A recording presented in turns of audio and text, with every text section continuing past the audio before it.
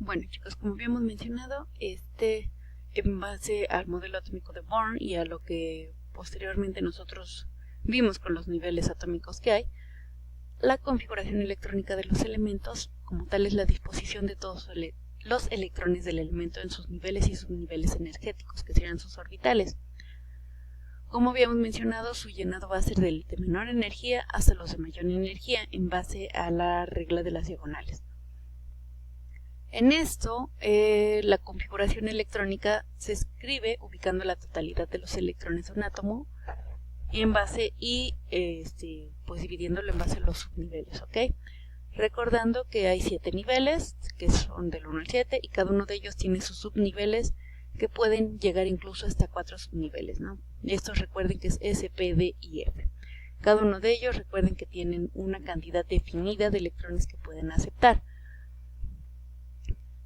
Para utilizar la regla de los diagonales simplemente deben seguir las líneas diagonales del diagrama como habíamos visto anteriormente, y eso marcará el orden de llenado de los subniveles de energía. Reiterando, la cantidad de electrones se escribe como superíndice una vez que el subnivel de energía está completo o tiene la cantidad y límite de electrones que acepta, se puede pasar al siguiente subnivel, ¿ok? Nada más como repaso, les dejo de tarea que me encuentren la configuración electrónica del vanadio, que tiene un número atómico 23, y del fósforo, que tiene un número atómico que es 15.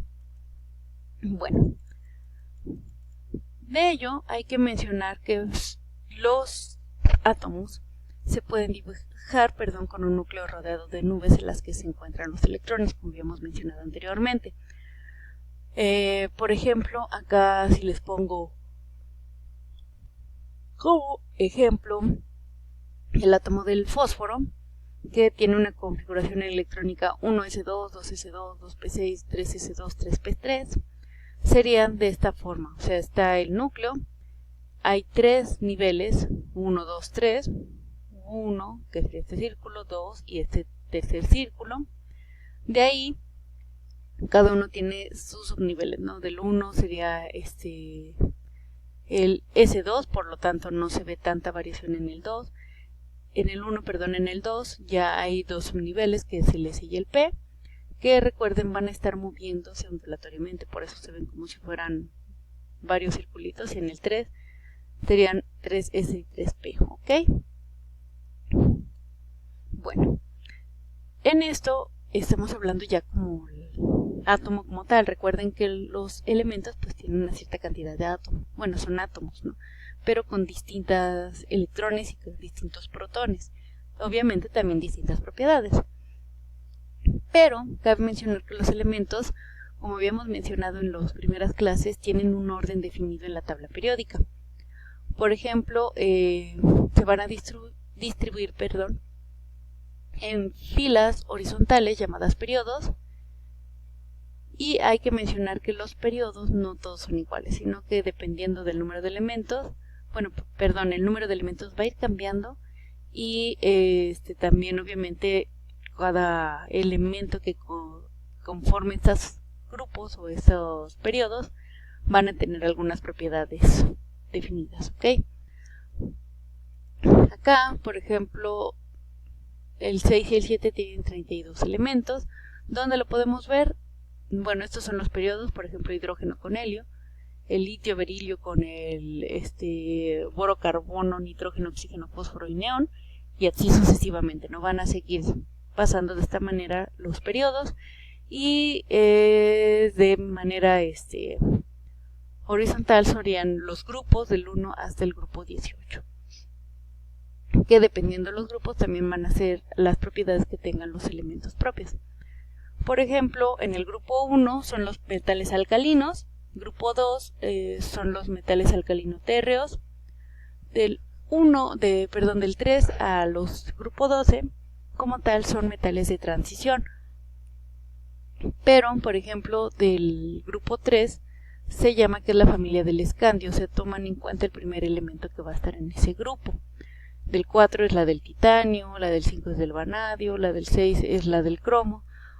Así es que de esta manera, del 3 al 12, que estaría hasta acá, se toma como nombre del grupo el primer elemento que marcada, ¿no? Escandio, titanio, vanadio, cromo, magnesio, hierro y así sucesivamente, ¿no? Cobalto, níquel, etcétera. Obviamente en cada grupo hay una mayor cantidad de elementos, si se pueden fijar hay más abajo, pero como nombre del grupo del 3 al 12 se toma como su nombre el primer elemento que esté en esa línea, ¿ok? El grupo 13, también llamado corresponde como el grupo del boro, nos encontramos al boro, aluminio, etcétera, etcétera, etcétera, ¿no? Hay que mencionar que era del 1 al 12 donde eran puros metales, del 13 al 17 son semimetales. De estos también, si se fijan, son el 14, por ejemplo, está en base al nombre del primer elemento que está, que es el carbono. El 15 es del nitrógeno. El 16, ya no se considera o ya no se está tomando el nombre del grupo con base al nombre del primer elemento que esté registrado en su tabla, sino que ya el grupo 16 es el grupo de los anfígenos, que quiere decir que no pueden ocultar su condición de familia del oxígeno. 17 son los halógenos y del grupo 18 son los gases nobles, ¿qué quiere decir? Que son grupos de elementos que cuentan con unas propiedades muy parecidas. Son gases incoloros e inoloros en condiciones normales. Ya cuando se hace alguna alteración, también sus propiedades pueden modificarse en cierta medida. Hay que mencionar que cada uno de los integrantes de cierto grupo tiene características muy similares en base a los demás elementos de ese grupo, como es el caso de, por ejemplo, su configuración electrónica, misma valencia, o sea, el mismo número de electrones que tienen en la última capa. También vamos a ver que van a tener un radio atómico, ¿no? Obviamente, es como en todos casos, entre más niveles y más subniveles tengan, pues su dimensión también va a variar, ¿no? Va a ser más grande o más pequeña en base a estas variaciones. Y estas variaciones nosotros las podemos visualizar en base a, como decíamos, su radio atómico, ¿ok? Por ejemplo, los lantanoides o lantánidos son un grupo de elementos que forman parte del periodo 6 de la tabla periódica. Estos elementos son llamados tierras raras debido a que se encuentran en forma de óxidos y también junto con los actínidos forman los elementos de transición interna. Los actínidos son un grupo de elementos que forman parte del periodo 7 de la tabla periódica y procede del elemento químico actinio, que suele incluirse dentro de este grupo, que da un total de 15 elementos. Cabe mencionar que todos estos son isótopos, radiactivos, ¿ok?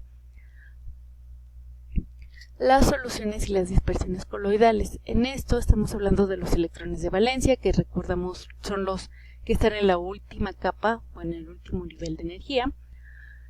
Estos electrones poseen el número cuántico principal más alto, tienen vital importancia en la formación de moléculas y compuestos, dado que dependiendo de la capacidad del átomo pueden formar enlaces a través de sus electrones de valencia, ¿no? Como habíamos dicho, por ejemplo, en los metales, ¿no? Que ceden sus últimos electrones de valencia y por eso se vuelven iones positivos. Algo así es lo que va a definir estos electrones de valencia. También hay que mencionar que estos electrones son los más alejados de su núcleo, por eso son los que es más fácil que se cedan o se compartan o que absorban más electrones, ¿no? Y esto va a ser dependiendo de las propiedades de los elementos que estén formando el compuesto. ¿Cómo podemos ver estos enlaces o estas comparticiones de electrones? Esto puede ser gracias a la configuración punto-electrón o símbolos de puntos de Lewis. Él llegó a la conclusión de que los átomos se combinan para alcanzar la configuración electrónica de los más nobles. En esto recordemos que solamente participan los electrones más externos, que son los electrones de valencia. De ahí los electrones de valencia son los responsables de formar los enlaces, el enlace iónico, el enlace covalente, etc. los electrones pueden transferirse entre átomos dando lugar a cationes o aniones que se atraen para formar compuestos iónicos. Cuando los electrones se comparten entre los átomos se forman enlaces covalentes. Los electrones intercambiados permiten a los átomos adquirir una estructura electrónica de gas noble. Generalmente quedan rodeados de 8 electrones en su capa externa, que se llama octeto, por lo cual se puede saber fácilmente el número de electrones de valencia de un elemento fijándonos en el grupo de la tabla periódica al que pertenecen. Por ejemplo, acá tenemos el agua, que quiere decir que tenemos el oxígeno, tiene en su último nivel 6 electrones. Miren, por ejemplo, el oxígeno, aquí está, tiene en su última capa los 6 electrones, por lo tanto, para formar su octeto, como estábamos mencionando, necesita 2 electrones más, por lo cual vamos a compartir su electrón con cada uno de los hidrógenos. Recuerden que el agua está formada por 2 de hidrógeno y 1 de oxígeno. Entonces, lo que vamos a hacer es que para completar este octeto, siempre van a buscar completar ese octeto, cada hidrógeno va a compartir su electrón con el oxígeno. Obviamente van a estarse compartiendo y va a pasar sus nubes de este electrón hacia el oxígeno y de repente hacia el hidrógeno y así sucesivamente. Va a ser en un movimiento tan constante que tal vez en determinado momento no sea fácil percatarse, pero va a ser algo que va a estar sucediendo constantemente. Por ejemplo, los del grupo 1 son los alcalinos y tienen un electrón de valencia. Los grupos 2 tienen 2, grupo 13, por ejemplo, tienen 3 electrones de valencia, 14 tiene 4, 15 tiene 5, el 16 tiene 6, 17 tiene 7 electrones y el 18 tienen 8 electrones de valencia. La única excepción es el helio con 2 electrones de valencia, ¿no? Así es que si se fijan, prácticamente del grupo 2 al 13 tienen solo 2 electrones de valencia en su última capa, en su mayoría.